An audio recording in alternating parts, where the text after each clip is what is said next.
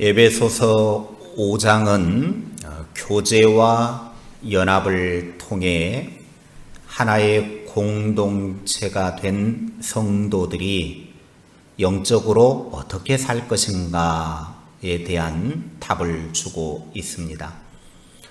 그리스도인의 영적인 삶에 대해 다루고 있습니다. 하나님의 사람은 하나님의 형상으로 지음 받았습니다. 그래서 하나님이 창세기 1장에 보면 온 우주 만물을 창조하는 천지 창조를 다 하시고 난 다음에 맨 마지막에 우리 인간을 창조를 하십니다.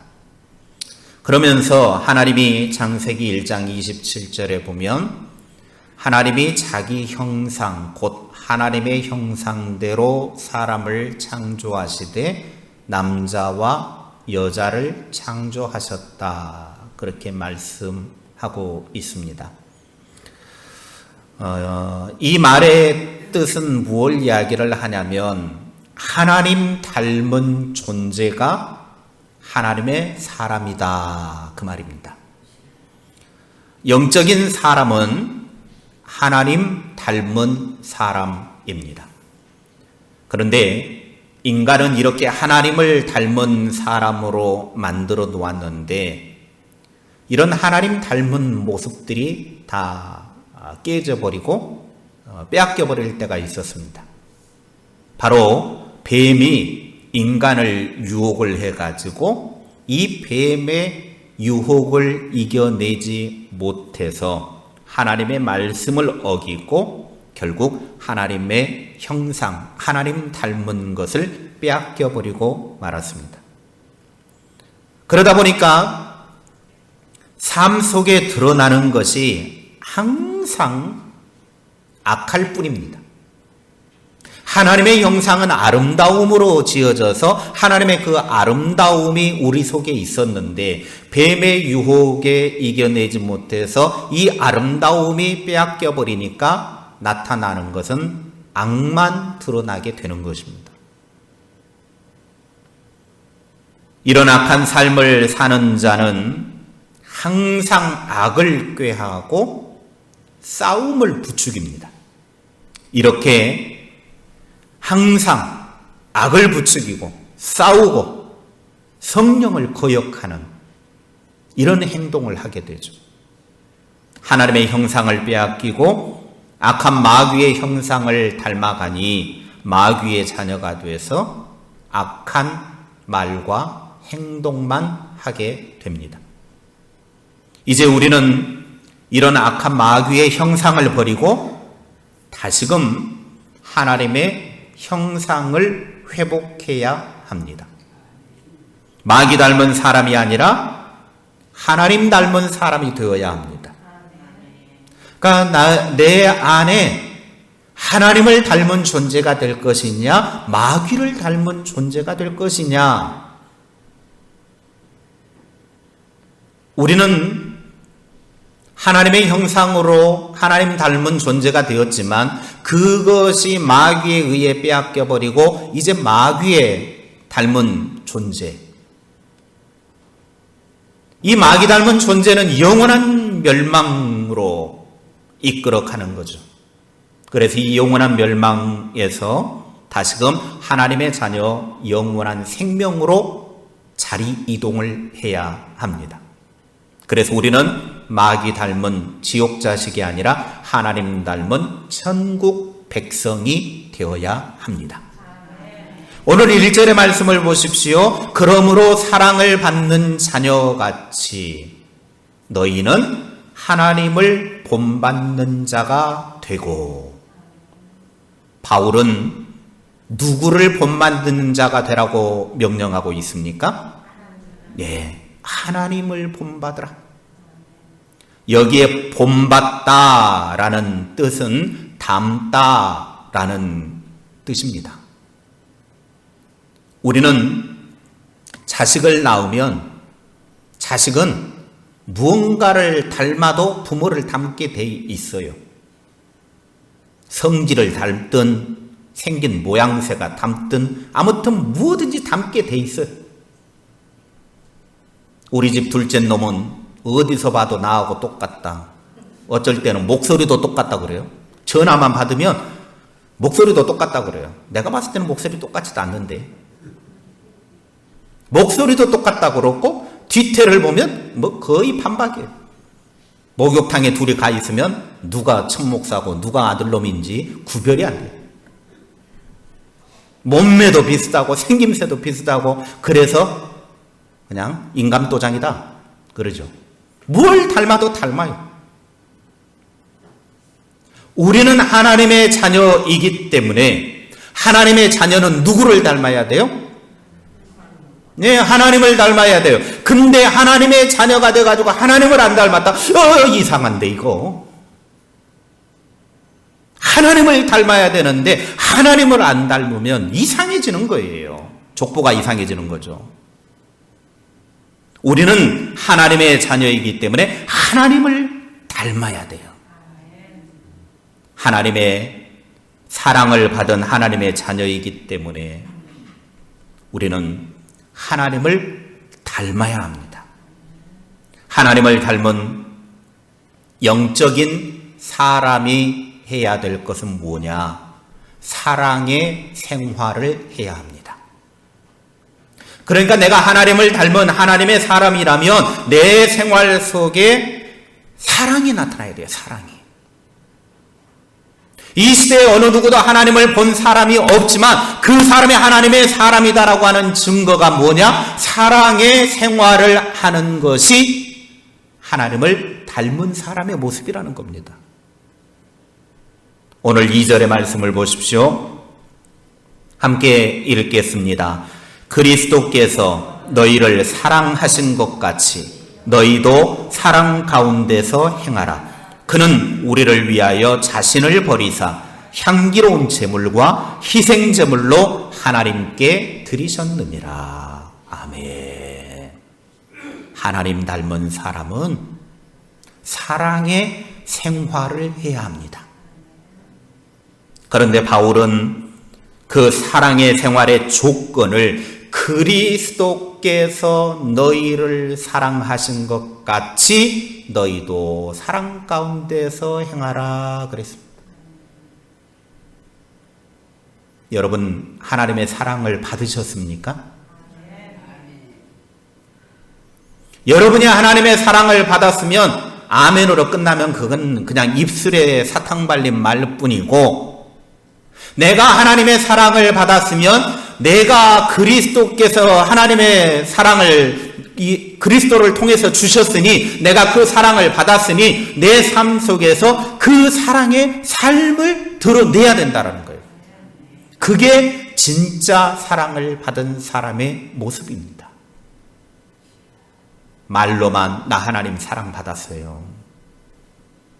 그리고 생활은 아무렇게나 하고 사랑은 온데간데 없고 미움과 시기와 다툼과 질투와 싸움 이걸로만 가득하다? 아니 그 사람은 하나님 닮은 거 아니고 하나님 사랑하는 것도 아니에요. 하나님을 닮은 사람은 사랑의 삶을 살아야 되는데 그리스도께서 나를 사랑하신 것 같이, 예수님이 나를 사랑하실 때 어떻게 사랑해 주셨어요? 그저 단순하게 내가 너 사랑해? 그냥 한번 껴안아주고 그걸로 사랑한다고 끝났습니까? 예수님이 나를 향한 사랑은 어떤 사랑으로 사랑을 해주셨느냐? 당신의 목숨을 내어주시면서까지 사랑해 주셨습니다. 나를 위해 죽으셨다 그 말이에요. 내가 그런 사랑을 받았단 말입니다. 주님이 나를 위해 죽을 정도로 사랑을 해주셨어요. 이게 별것 아닌 것 같지만 어마어마한 일입니다. 한번 나를 돌아보십시오. 내가 누군가를 위해서 사랑을 하는데 내가 그 사람을 위해서 죽을 정도 사랑해 줄 수 있는 사람이 있을까요? 자식을 위해서는 어떻게 내가 뭐 좀 죽을 정도로 해줄 수는 있을지는 모르겠지만, 과연 내 주변의 사람을 위해서 내가 사랑을 하는데 내 목숨을 내면서 죽으면서까지 내가 그 사람을 사랑할 수 있을까? 쉽지가 않더라는 거죠. 그런데 우리 주님은 우리를 사랑하시되 자기 목숨을 내어주고 사랑을 하셨습니다. 우리가 그런 사랑을 받았어요. 예수님은 그렇게 십자가의 죽음을 통해서 우리를 사랑해 주셨고 하나님을 향하여서는 향기로운 희생 제물이 되어 주셨습니다. 나를 사랑하셔서 나의 죄를 대신하여 십자가에 죽으신 그 사랑을 힘입어 이제 우리도 주님 닮은 자로서 사랑의 생활을 해야 합니다. 나 자신은 도무지 사랑할 수도 없고 사랑을 하면서 살 수도 없지만 주님이 나를 사랑하사 자기 몸을 십자가에 버리신 그 사랑을 마음에 받아서 주님의 사랑으로 사랑의 생활을 해야 합니다. 요한일서 4장 10절에 말씀합니다. 사랑은 여기 있으니 우리가 하나님을 사랑한 것이 아니요 하나님이 우리를 사랑하사 우리 죄를 속하기 위하여 화목제물로 그 아들을 보내셨습니다. 우리가 사랑하며 사는 생활을 해야 하는 근거가 바로 여기 있는 거예요. 하나님께서 우리를 사랑하셔서 우리 죄를 위하여 아들을 화목제물, 희생제물로 보내주셨기 때문입니다. 우리가 사랑으로 행하지 않으면 결국에는 다른 사람에게 상처를 주고 공동체에는 싸움, 분란을 가져오게 되어 있습니다. 그래서 우리는 늘 내 안에 이 사랑이 필요한 거예요. 이 땅에 일어나는 대부분의 모든 문제나 싸움은 결국은 사랑 없음 때문입니다. 사랑이 있으면 문제 될 것도 없고 사랑이 있으면 싸울 것도 안 싸우게 되어지는 거예요.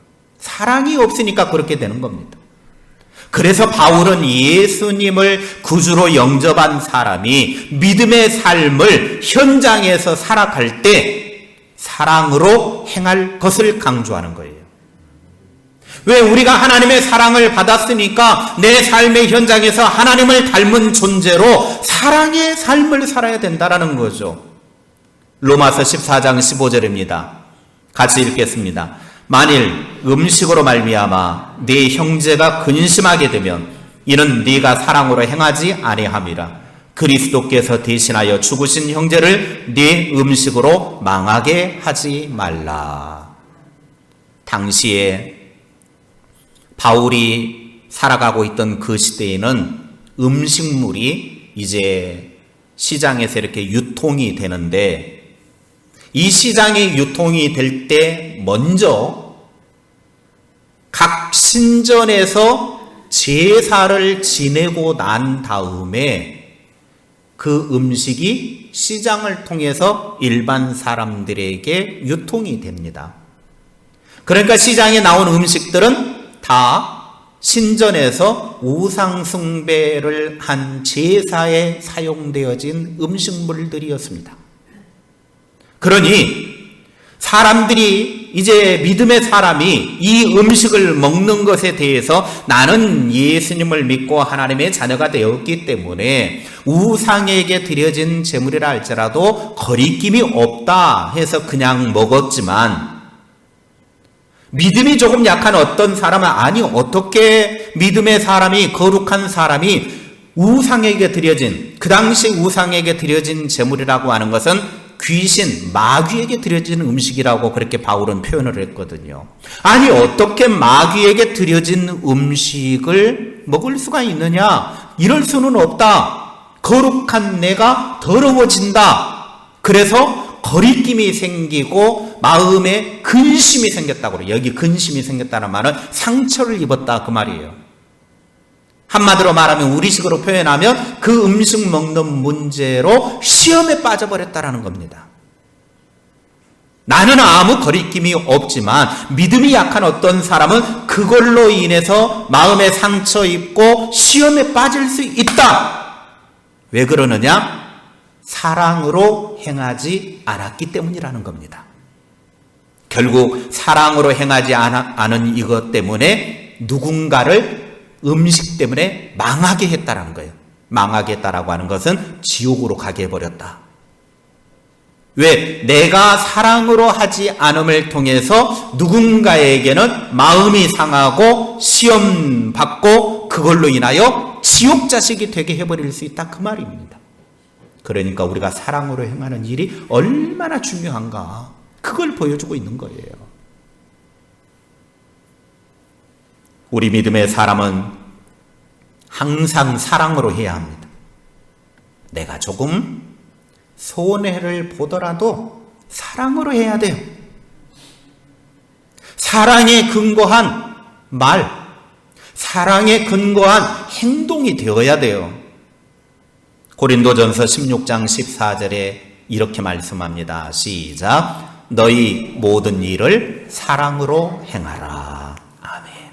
우리의 행하는 모든 일을 무엇으로 하라?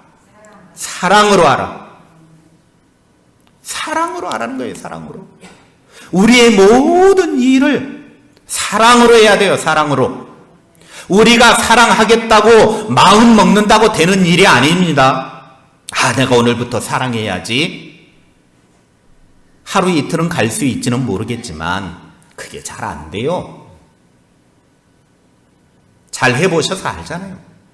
내가 미운 사람, 나를 힘들게 하는 사람, 그래, 내가 좀 그래도 사랑해야지 결단은 하지만 또 돌아서면 어이구 저거 진짜 이게 쉽지가 않단 말이죠. 그러나 하나님 의지하면 하나님이 내 안에 거하셔서 행해지는 것이 바로 사랑이에요. 나는 사랑할 수 없지만 내가 하나님을 사랑하면 하나님이 내 안에 계시고 내 안에 계신 하나님이 나로 하여금 사랑하게 해주시는 거예요. 우리가 사랑의 생활을 하면 놀랍게도 하나님께서 우리 안에 계셔요. 요한일서 4장 16절 말씀입니다. 같이 읽겠습니다. 하나님이 우리를 사랑하시는 사랑을 우리가 알고 믿었노니 하나님은 사랑이시라. 사랑 안에 거하는 자는 하나님 안에 거하고 하나님도 그의 안에 거하시느니라. 아멘. 하나님이 여러분 안에 살게 하고 싶으시면 사랑의 삶을 살면 되는 거예요. 우리가 먹든지 마시든지 무엇을 하든지 다 하나님의 영광을 위한 삶을 살아야 되는데 그 비결은 사랑의 삶을 살면 되는 거예요. 하나님의 사랑으로 행하면 된다 그 말입니다. 방언을 하고 천사의 말을 해도 사랑이 없으면 고린도전서 13장 사랑장에서 그 이야기를 하잖아요. 울리는 꽹과리가 된다. 시끄러운 소음밖에 안 된다 그 말이에요. 아무리 지식이 많아도 예언하는 능력이 있어도 성경의 비밀을 깨달아 알아도 대단한 믿음이 있어도 그것이 사랑을 덧입지 않으면 아무것도 아니라고 그랬어요. 아무것도 아니다. 이것이 바로 사랑의 힘입니다. 1948년 10월 19일 여수에서 여순 반란 사건으로 수많은 사람들이 죽었죠. 그 중에 손양원 목사님의 두 아들이 잡혀가지고 충사를 당했습니다. 후에 여순 반란 사건이 진압이 되고 나서 두 형제를 죽인 자 중에 한 명인 안재선이라고 하는 학생이 체포됐고 그가 이제 총살을 당하게 되었습니다. 총살을 당한다라고 하는 소식을 들은 손양원 목사님은 자기 아들을 2명이나 죽인 그 안재선이라고 하는 사람을 살리기 위해서 계엄사령관에게 달려갑니다. 계엄사령관에게 달려가서 이 사람이 나의 2 아들을 죽였습니다. 나의 죽은 아들들은 결코 자기들 때문에 친구가 죽는 것을 원치 않을 것입니다. 사령관님, 그러니 이 학생을 죽인다고 하면 내 2 아들의 죽음을 값없이 만드는 것입니다. 이 안재선이라고 하는 학생을 죽이지 말고 석방을 좀 시켜주십시오. 살려주십시오. 간청을 했습니다. 그랬더니 계엄사령관이 이상하다라는 거예요. 아니, 당신의 2 아들이나 죽였는데 그 원수 같은 놈을 죽이라고 지금 당장 총살하라고 그럴 만도 한데 살려달라는 거예요. 죽이지 말라는 거예요. 심지어는 그 안재선이를 살려주면 자기 아들을 삼겠다라는 것입니다. 그래서 계엄사령관이 손양원 목사님의 말씀을 믿고 안재선을 석방시켜 주었습니다. 그리고 손양원 목사님은 자기 아들 2명이나 죽인 그 안재선이를 집으로 데려와서 호적에 입적을 시키고 이름을 손재선이라고 바꾸어 주었습니다. 그것으로 끝난 것이 아니라 손재선이를 신학교에 보내가지고 신학을 공부하게끔 그의 앞길을 인도해 주었습니다. 2 아들이나 총살로 죽인 그 원수와 같은 사람을 하나님의 사랑으로 품어 주었습니다.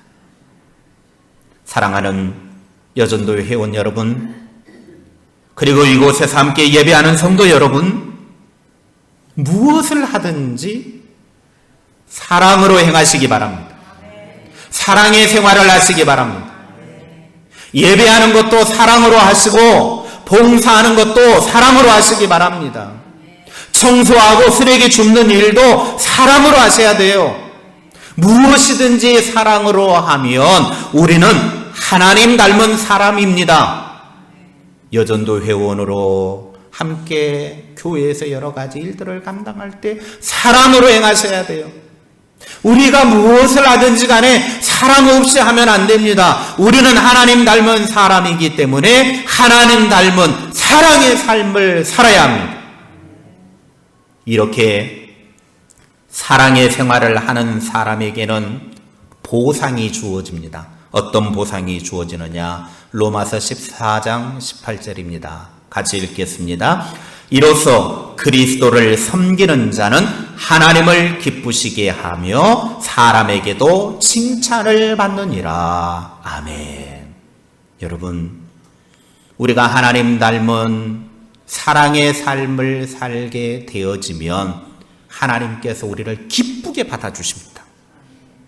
하나님이 우리를 기쁘게 받아주셔요. 사랑의 삶을 살 때.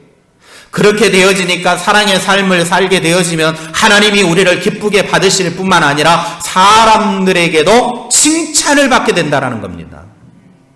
여러분, 우리가 사랑의 삶을 살면 하나님의 사랑을 우리가 받아서 하나님 닮은 존재로, 하나님은 사랑이신데 우리가 사랑의 생활을 하면 하나님이 우리를 받아주시고 사람들도 우리를 칭찬해 줘요. 사랑의 생활을 통해 이런 축복된 여전도 회원들 다 되시기 바랍니다. 우리 모두가 이런 삶이 될 수 있기를 주님의 이름으로 축원합니다. 기도하겠습니다. 하나님, 오늘 우리에게 주신 말씀대로 우리 모두가 하나님 닮은 사람이 되기를 원합니다. 하나님 닮은 사람이 되기 위해서 이 땅에 하나님의 사랑을 받아 그 사랑을 실천하며 사는 자들 되게 하옵소서. 우리 여전도 회원들 무슨 일을 하든지 간에 다 사랑으로 감당하게 하시고, 또 가정에서 삶의 현장 속에서 사랑 없음으로 인하여 미워하고 다투고 싸우는 것이 아니라 사랑으로 모든 것을 품으며 나아갈 수 있도록 은혜 베풀어 주옵소서.